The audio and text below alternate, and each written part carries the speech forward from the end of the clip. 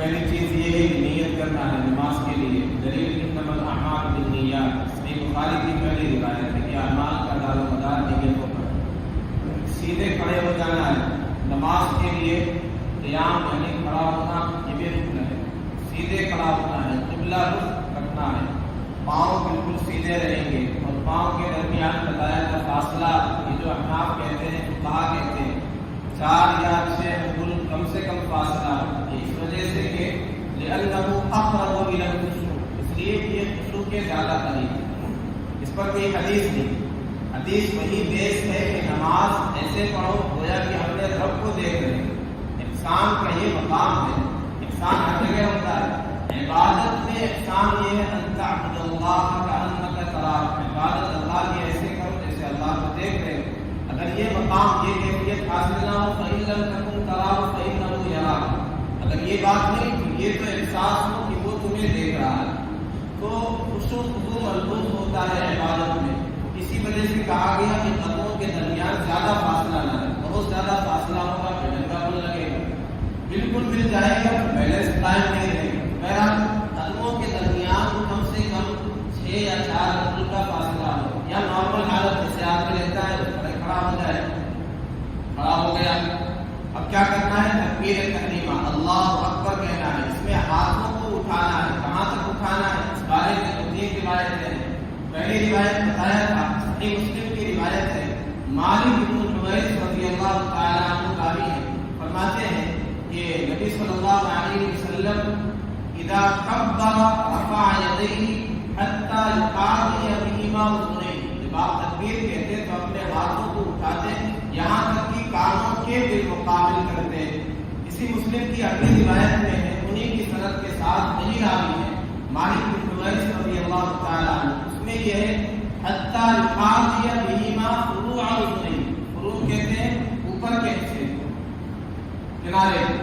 تو پہلی روایت میں کانوں کے بالمقابل ہاتھ اٹھاتے تھے. دوسری روایت میں کان کے اوپر والے حصے کے بالمقابل.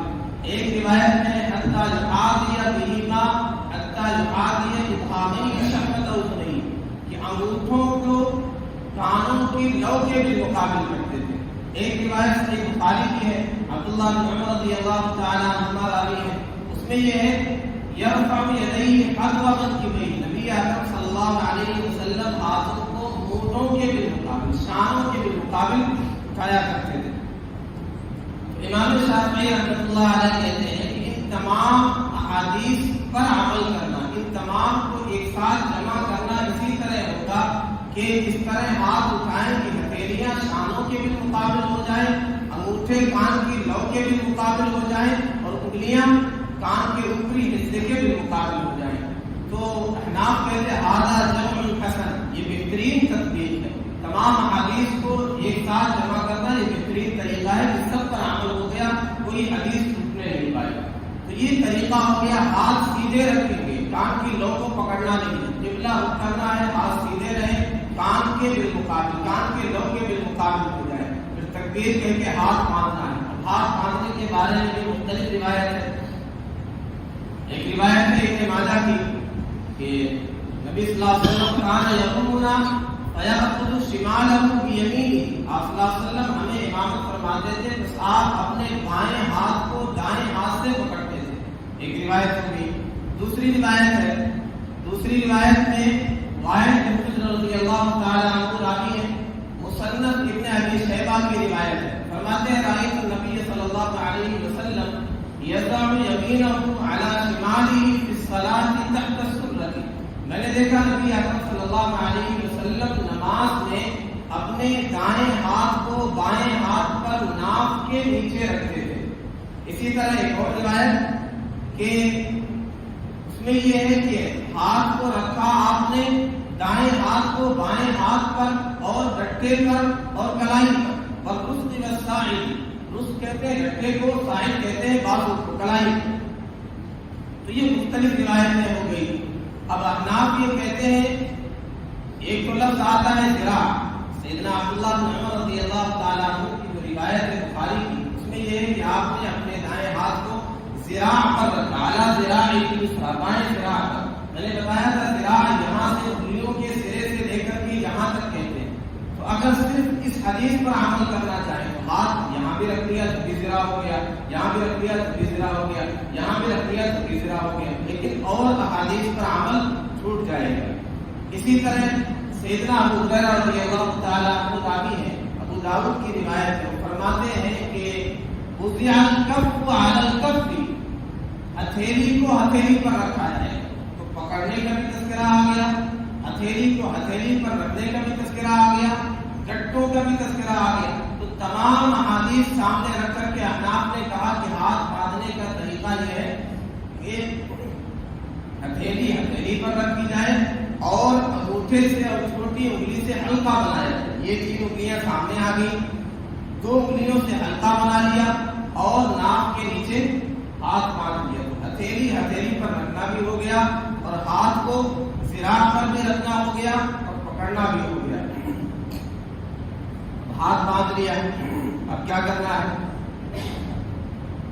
اب فسبح بحمد ربک حین تقوم، ضحاک مفسر فرماتے ہیں کہ اس سے مراد یہ ہے کہ سبحانک اللہم وبحمدک وتبارک اسمک وتعالی جدک ولا الہ غیرک۔ اس آیت کی تفسیر میں کہتے ہیں کہ اس سے مراد ثنا پڑھنا ہے۔ اسی طرح اور بھی روایت میں سیدہ عائشہ رضی اللہ عنہا فرماتی ہیں کہ نبی اکرم صلی اللہ علیہ وسلم جب رات کو نماز کے لیے کھڑے ہوتے تو آپ دعا پڑھتے سبحانک اللہم وبحمدک وتبارک اسمک وتعالی جدک ولا الہ غیرک، یہ دعا پڑھی جاتی ہے۔ اب اس کے بعد اعوذ باللہ بسم اللہ پڑھنا ہے۔ روایت میں کہ نبی اکرم صلی اللہ علیہ وسلم بلکہ آیت ہے فَإِذَا قَرَأْتَ الْقُرْآنَ فَاسْتَعِذْ بِاللَّهِ مِنَ الشَّيْطَانِ الرَّجِيمِ، جب قرآن پڑھو تو اعوذ باللہ من الشیطان الرجیم پڑھو، اللہ کی پناہ مانگو شیطان مردود سے، اس کے شر سے۔ اسی طرح روایت میں بھی ہے کہ نبی اکرم صلی اللہ علیہ وسلم اعوذ باللہ پڑھتے تھے، اسی طرح بسم اللہ سے شروع فرمایا کرتے تھے۔ پھر یہ بھی روایت میں اربع یخفیہن الامام، چار چیزیں امام انہیں آہستہ پڑھے، التعوذ اعوذ باللہ، بسم اللہ الرحمن الرحیم اسے بھی آہستہ، سمع اللہ لمن حمدہ اور آمین، یہ چار چیزیں انہیں آہستہ کیا جائے گا۔ تو اس میں اعوذ باللہ اور بسم اللہ کا بھی تذکرہ آ گیا۔ اب آگے چونکہ امام کو قرأت کرنی ہے اس لیے وہ اعوذ باللہ بسم اللہ پڑھے گا، منفرد جو تنہا نماز پڑھ رہا اسے قرأت کرنی ہے وہ اعوذ باللہ بسم اللہ پڑھے گا اور آگے قرأت کرے گا۔ اور مقتدی کے بارے میں یہ ہے کہ مقتدی خاموش رہے گا، جو امام کے پیچھے نماز پڑھ رہا ہے اسے کچھ نہیں کرنا ہے، خاموش رہنا، قرأت نہیں کرنا۔ دلیل آیت کریمہ ہے، سورہ اعراف کی آیت ہے وَإِذَا قُرِئَ الْقُرْآنُ فَاسْتَمِعُوا لَهُ وَأَنصِتُوا لَعَلَّكُمْ تُرْحَمُونَ، جب قرآن پڑھا جائے، قرآن کی تلاوت کی جائے، فَاسْتَمِعُوا لَهُ تو کان لگا کر کے سنو، غور سے سنو، وَأَنصِتُوا اور خاموش ہو جاؤ۔ اس آیت کے بارے میں رئیس المفسرین عبداللہ بن عباس رضی اللہ عنہما کہتے ہیں نزلت فی الصلاۃ المفروضہ، یہ آیت فرض نماز کے بارے میں نازل ہوئی۔ اسی طرح امام احمد بن حنبل کہتے ہیں کہ لوگوں کا اس پر اجماع ہے، اجمع الناس، لوگوں نے اجماع کیا یہ فرض نماز کے بارے میں آیت نازل ہوئی کہ فرض نماز کے بارے میں حکم یہ ہے کہ قرأت کی جائے تو پیچھے والے مقتدی خاموش رہیں گے، غور سے سنیں گے۔ آگے آیت میں لعلکم ترحمون، تاکہ تم پر رحم کیا جائے، تو پتہ ہے کہ مقتدی خاموش رہیں گے۔ اسی طرح روایت من کان لہ امام فقراءۃ الامام لہ قراءۃ، اس کا کوئی امام ہو تو امام کی قراءت مقتدی کی قراءت۔ اسی طرح آپ نے ارشاد فرمایا انما جعل الامام لیؤتم بہ، امام اس لیے بنایا گیا تاکہ اس کی اقتداء کیے جائے، اس کے پیچھے چلا جائے، اس کو فالو کیا جائے۔ فإذا کبر فکبروا، جب وہ تکبیر کہے تم بھی تکبیر کرو۔ وَإِذَا رَكَعَ فَارْكَعُوا، جب وہ رکوع کرے تم بھی رکوع کرو۔ وَإِذَا قَرَأَ فَأَنصِتُوا، جب وہ قرأت کرے تو تم خاموش رہو۔ یہ چونکہ بڑا اختلافی مسئلہ ہے، اس میں ایک دلیل پیش کی جاتی ہے، ایک روایت ہے صحاح ستہ کی روایت ہے، کیا لا صلاۃ لمن لم یقرأ بفاتحۃ الکتاب، اس کی نماز ہی نہیں جو کتاب اللہ کی فاتحہ نہ پڑھے، سورہ فاتحہ کے بغیر نماز ہی نہیں ہوتی۔ یہ صحاح ستہ کی روایت ہے، صحیح درجے کی روایت ہے، اس پر کوئی غبار نہیں، بالکل صحیح درجے کی روایت۔ اب ہم اس پر عمل کیوں نہیں کرتے؟ ہم کہتے ہیں ہم عمل تو ہر حدیث پر کرتے ہیں، حدیث ہم کیوں ناف حدیث نہیں چھوڑتے. ہم کہتے ہیں عمل اس پر بھی کرتے ہیں، لیکن یہ کس کے لیے؟ امام کے لیے. یہ کس کے لیے؟ منفرد کے لیے. لمن یصلی وحدہ، محدثین کہتے ہیں جو تنہا نماز پڑھے اس کے لیے. اسی طرح ابو سفیان کہتے ہیں کہ ھذا فی حق المنفرد، یہ اس کے لیے ہے جو تنہا نماز پڑھ رہا ہے. یہ امام کے لیے ہے یا منفرد کے لیے ہے، مقتدی کے لیے نہیں. اس کی دلیل ہے، روایت ہے. حضرت جابر رضی اللہ تعالیٰ عنہ راوی اور فرماتے ہیں کہ من صلی رکعۃ لم یقرأ فیہا بأم القرآن فلم یصلی الا وراء الامام. جس نے نماز پڑھی اس میں سورہ فاتحہ نہیں پڑھی، اس کی نماز ہی نہیں ہوئی، اس نے نماز ہی نہیں پڑھی. اللہ یہ کہ امام کے پیچھے ہو، الا وراء الامام، پتہ چلا امام کے پیچھے اسے پڑھنے کی ضرورت نہیں پڑھے گا تو بھی نماز ہو جائے گی. اسی طرح ایک اور روایت ہے، غالب بن زید بن ثابت رضی اللہ تعالی عنہ راوی ہے، مسلم کی روایت ہے. فرماتے ہیں لا قراءۃ مع الامام فی شیء، امام کے ساتھ کسی بھی نماز میں چاہے سری ہو چاہے جہری ہو کوئی بھی قرأت نہیں، نہ سورہ فاتحہ نہ کچھ اور پڑھنا، نہ سورت ملانا. تو لا قراءۃ مع الامام فی شیء، امام کے ساتھ کوئی قرأت نہیں. بہرحال اب امام ہے یا تنہا جو نماز پڑھ رہا ہے وہ قرأت کرے گا، اعوذ باللہ بسم اللہ پڑھے گا، اس کے بعد قرأت کرے گا، سورہ فاتحہ پڑھے گا، سورہ فاتحہ پڑھ کر کے آمین کہنا ہے. اس کے بارے میں دلیل آ گئی، آہستہ کہنا ہے. ایک اور روایت ہے، صحابی فرماتے ہیں نبی اکرم صلی اللہ علیہ وسلم نے ہمیں نماز پڑھائی، فلما قرأ غیر المغضوب علیہم ولا الضالین قال آمین. آپ نے غیر المغضوب علیہم ولا الضالین جب کہا تو آپ نے آگے آمین کہا، واخفى بها صوته، اپنی آواز کو پست کیا، ہلکا کیا. اچھا آپ صلی اللہ علیہ وسلم کا معمول یہ تھا کبھی کبھی سری نمازوں میں، ظہر کی نمازوں میں بھی ایک آدھ آیت بلند آواز سے پڑھ دیا کرتے تھے تاکہ لوگوں کو سمجھ میں آ جائے کہ قرأت ہو رہی. تو ایسے کبھی آپ نے بلند آواز سے آمین بھی کہہ دی تاکہ بعض والوں کو پتہ چلے کہ آمین کہنا چاہیے. تو اس کا یہ مطلب نہیں کہ ہمیشہ کا یہ معمول تھا کہ آپ بلند آواز سے آمین کہتے ہیں. اور ایک روایت وہ آ گئی، چار چیزیں آہستہ کی جائیں گی. اس کے بعد سورت ملانا ہے. دلیل صحیح بخاری کی روایت ہے، کان یقرأ فی الاولیین من صلاۃ الظہر بفاتحۃ الکتاب و سورتین. نبی اکرم صلی اللہ علیہ وسلم ظہر کی پہلی دو رکعتوں میں فاتحہ پڑھتے تھے اور سورتیں پڑھتے تھے 2 رکعتوں میں. تو سورت نہیں ملانا ہے. اب سورت ملا لیا، سورہ فاتحہ ہو گئی، سورت ہو گئی. اب کیا کرنا ہے؟ اب تکبیر کہتے ہوئے رکوع میں جانا ہے. اللہ اکبر، سیدھے رکوع میں جانا ہے. رکوع کا طریقہ کیا ہے؟ سیدہ عائشہ رضی اللہ عنہا راوی ہے، فرماتی ہیں، مسلم شریف کی روایت ہے، ترمذی میں بھی ہے، کان اذا رکع لم یشخص راسه ولم یصببه، نہ اپنے سر کو بالکل جھکاتے تھے نہ بالکل سیدھا رکھتے تھے. اسی طرح ایک اور روایت ہے، لا تجزئ صلاۃ الرجل حتى يقيم ظهره في الركوع، آدمی کی نماز ہی کافی نہیں ہے جب تک کہ وہ اپنی پشت کو رکوع میں سیدھا نہ کر دے. تو اس لیے کہا جاتا ہے کہ رکوع میں پشت کو سیدھا کرنا ہے، اپنے کمر کے برابر کرنا ہے سر کو، اور پشت ایسے سیدھا کرتے کہ آدمی گلاس رکھے اس میں پانی رکھے تو گرے. اسی طرح رکوع کے بارے میں ایک اور روایت ابو حمید رضی اللہ تعالی عنہ راوی ہے، ترمذی کی روایت ہے، فرماتے ہیں ثم رکع فوضع یدیہ علی رکبتیہ، پھر آپ نے رکوع کیا، اپنے ہاتھوں کو گھٹنوں پر رکھا، کانہ قابض علیہما، گویا کہ آپ اسے پکڑ رہے ہیں، ووضع یدیہ، اور ہاتھ کو آپ نے سیدھے کیا. کان کیسے ہوتا ہے؟ تو ہاتھ بھی سیدھے رکھنا ہے. فنحاہما عن جنبیہ، پہلو سے ہاتھ کو الگ رکھنا. بعض لوگ ملا لیتے ہیں، تو ملانا بھی نہیں ہے اور اس طرح بھی نہیں کرنا ہے. ہاتھ بھی سیدھا رکھنا ہے، پاؤں بھی سیدھا رکھنا ہے اور کمر بھی سیدھی رکھنی ہے. تو یہ مختلف روایتوں سے پتہ چلا کہ اس طرح رکوع کرنا ہے. اسی طرح حضرت انس رضی اللہ تعالیٰ عنہ کو سکھاتے ہوئے آپ نے کہا فرج بین اصابع، اپنے انگلیوں کے درمیان فاصلہ رکھو پکڑتے ہوئے. تو گھٹنوں کو پکڑنا ہے، کمر کو سیدھا رکھنا ہے، ہاتھ کو بھی سیدھا رکھنا ہے. پڑھنا کیا ہے؟